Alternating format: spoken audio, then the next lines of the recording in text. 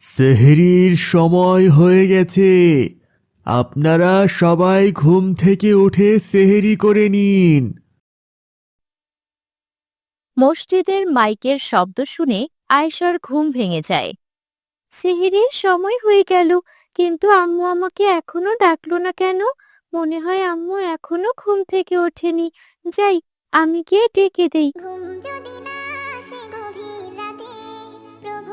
আয়েশা নিজের ঘর থেকে বেরিয়ে দেখে মা খাবার তৈরি করছে। আম্মু, তুমি ঘুম থেকে উঠেছো? আমি ভেবেছি তুমি এখনো টেরই পাওনি। আমি অনেক আগেই ঘুম থেকে উঠেছি মা। তাহলে তুমি আমাকে ডাকোনি কেন? তুমি কি চাও না আমি কালকে রোজা থাকি? তা চাইবো কেন? আমি খাবার তৈরি করছিলাম, ভেবেছি সবকিছু হয়ে গেলে তোমাকে ডাকবো। কিন্তু তুমি তো দেখি আগেই উঠে গেছো। উঠবো না আবার? কালকে রমজানের প্রথম রোজা, আমি কি এটা মিস করতে পারি বলো? মাশাআল্লাহ, রোজা নিয়ে তোমার এত আগ্রহ দেখে আমার অনেক ভালো লাগছে মা। তখনই সেখানে আয়েশার বাবা চলে আসেন। কি দেখে ভালো লাগলো শুনি? তোমার মেয়ে কালকে রোজা থাকার জন্য নিজে থেকে উঠে পড়েছে, দেখেছো? মাশাআল্লাহ, এটা তো খুব ভালো অভ্যাস। আমরা কখন সেহরি খাবো বাবা? চলো, আমরা টেবিলে বসে পড়ি। তোমার মা খাবার বেড়ে দেবেন। ঠিক আছে বাবা, চলো। এরপর আয়েশার মা খাবার টেবিলে খাবার নিয়ে যান এবং সবাই মিলে সেহরি করেন। পরের দিন আয়েশা ফাতেমার কাছে যায় তাকে ইফতারের দাওয়াত দেওয়ার জন্য। আসসালামু আলাইকুম ফাতেমা। ওয়ালাইকুম আসসালাম। কি খবর, তুই রোজা আছিস? আলহামদুলিল্লাহ, তোকে তো আমি আগেই বলেছিলাম এবার আমি রমজানের সব রোজা রাখবো। আলহামদুলিল্লাহ, আমিও রোজা আছি। আমি জানি তুইও রোজা থাকবি, তাই তো আমি আজ তোকে ইফতারের দাওয়াত দিতে এলাম। কিন্তু আমাদের বাসায়ও তো অনেক ইফতার বানাবে। তো কি হয়েছে, তুই আজকে আমার সাথে ইফতার করবি? আমি কিন্তু তোকে দাওয়াত করছি, আর দাওয়াত পালন করা সুন্নত, এটা জানিস না? হ্যাঁ জানি তো। আচ্ছা, ইনশাআল্লাহ আজকে তোর বাসায় আমি ইফতার করব। আমি এখন ইকরার বাড়িতে যাব ওকে দাওয়াত দিতে, তুই আমার সাথে চল। ঠিক আছে, চল। নামে জেগে করে মিতালি, পশু পাখি গাছ গাছালি, তোমার নামে জেগে করে মিতালি। মানুষ হয়ে তোমরা কেন, মানুষ আয়েশা ও ফাতেমা ইকরার বাড়িতে চলে যায় ইকরাকে ইফতারের দাওয়াত দেওয়ার জন্য। আসসালামু আলাইকুম ইকরা। ওয়ালাইকুম আসসালাম। কি ব্যাপার আয়েশা? রমজান মাস তো শুরু হয়ে গেল, তোর কেমন লাগছে? কেমন আবার লাগবে, আগে যেমন লাগতো তেমনই লাগছে। কি বলছিস ইকরা? রমজান মাসে তো আলাদা একটা অনুভূতি থাকে। কিসের আবার অনুভূতি? আমার তো তেমন কিছু মনে হচ্ছে না। আচ্ছা ওসব বাদ দে, শোন ইকরা, আজকে আমার বাড়িতে তোর ইফতারের দাওয়াত থাকলো। আমি তো রোজা না, আমি আবার ইফতারে যাব কেন? কি, তুই রোজা নেই? এতে অবাক হওয়ার কি আছে? আমার ইচ্ছে করেনি তাই আমি রোজা থাকিনি। কিন্তু মুসলমানদের জন্য তো রোজা ফরজ। দেখ, আমরা দুজনেই রোজা আছি।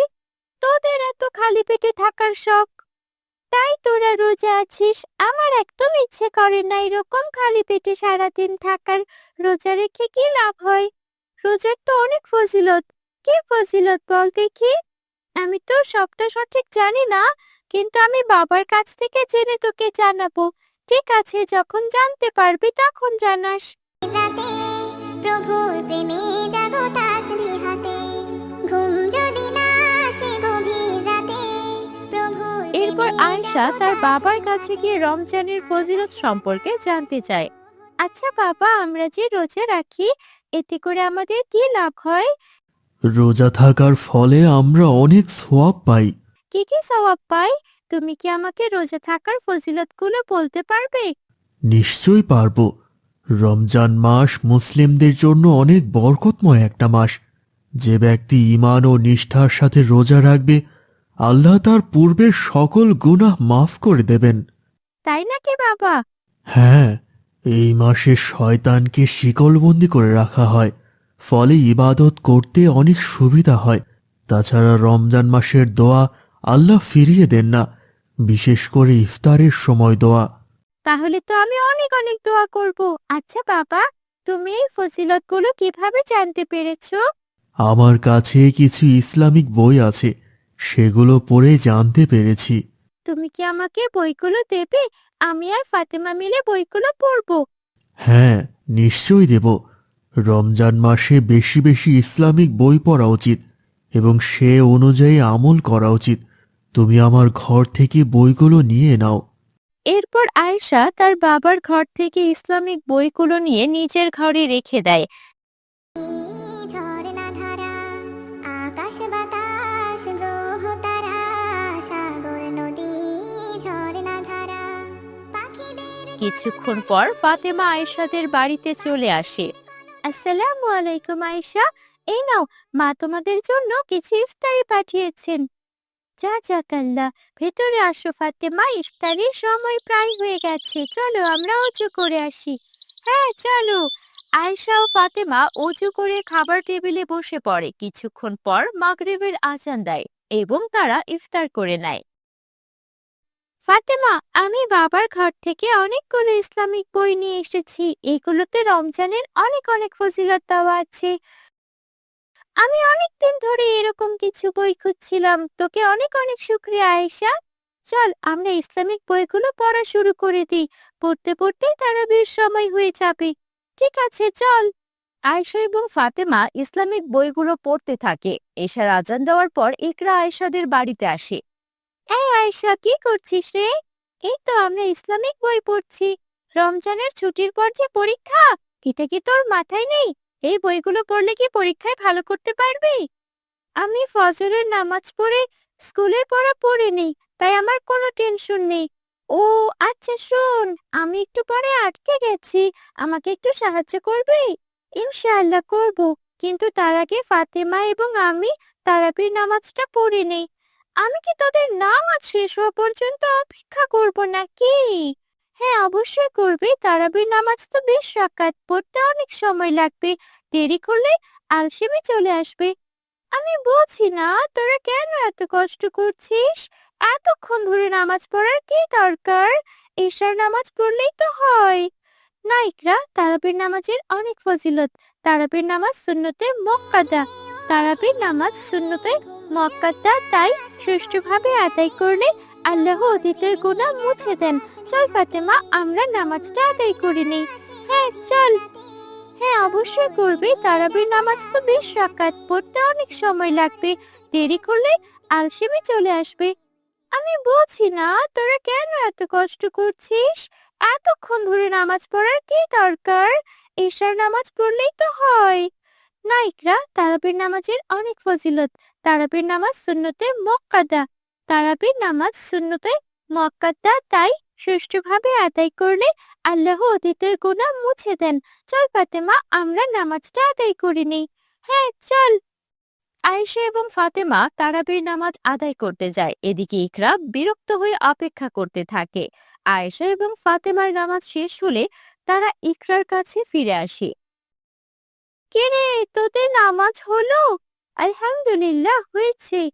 তোরা শুধু শুধু সারাদিন উপোস থাকছিস আর রাতে এতক্ষণ ধরে ওঠা বসা করছিস। এসব কি বলছিস ইকরা? আমি যা বলছি ঠিকই বলছি। তোরা জানিস না তোরা কত কিছু থেকে বঞ্চিত হচ্ছিস। আমি সারাদিন কত কত খাবার খাচ্ছি, কত মজা করছি, তোরা এসব থেকে বঞ্চিত হচ্ছিস। আমরা বঞ্চিত হচ্ছি না, বরং তুই বঞ্চিত হচ্ছিস। মানে কি বলতে চাচ্ছিস? ও ঠিকই বলেছে, আমরা বিন্দুমাত্র কোনো কিছু থেকে বঞ্চিত হইনি। আমরা কোনোভাবেই বঞ্চিত হইনি, বরং তুই আল্লাহর রহমত থেকে বঞ্চিত হয়ে যাচ্ছিস। বুঝেছিস? রমজান মাসে আল্লাহ বরকত ঢেলে দেন, তুই এসবের কিছুই পাচ্ছিস না, বরং তুই ফরজ ইবাদত না করে গুনাহ করে যাচ্ছিস। আমি এত কিছু থেকে বঞ্চিত হচ্ছি? হ্যাঁ, তুই সব কিছু থেকেই বঞ্চিত হচ্ছিস। এই নে কিছু বই, এখানে রমজানের মাসের অনেক ফজিলত আছে। এগুলো পড়লে তুই বুঝতে পারবি তুই কত কিছু থেকে বঞ্চিত হচ্ছিস। ইকরা আয়েশার কাছ থেকে বইগুলো নেয়। বইগুলো পড়ে সে বুঝতে পারে সে কত বড় ভুল করছিল। নিজের ভুল বুঝতে পেরে ইকরা পরদিন থেকে রোজা রাখা শুরু করে এবং নিয়মিত 5 ওয়াক্ত নামাজ ও তারাবি পড়তে থাকে। আজকের কুইজ হলো, নামাজের প্রতি রাকাতে কোন সূরা পড়তে হয়? সঠিক উত্তরটি এবং তোমাদের নাম কমেন্টে জানিয়ে দিও এবং সাবস্ক্রাইব করে বেল আইকনটি বাজিয়ে দাও।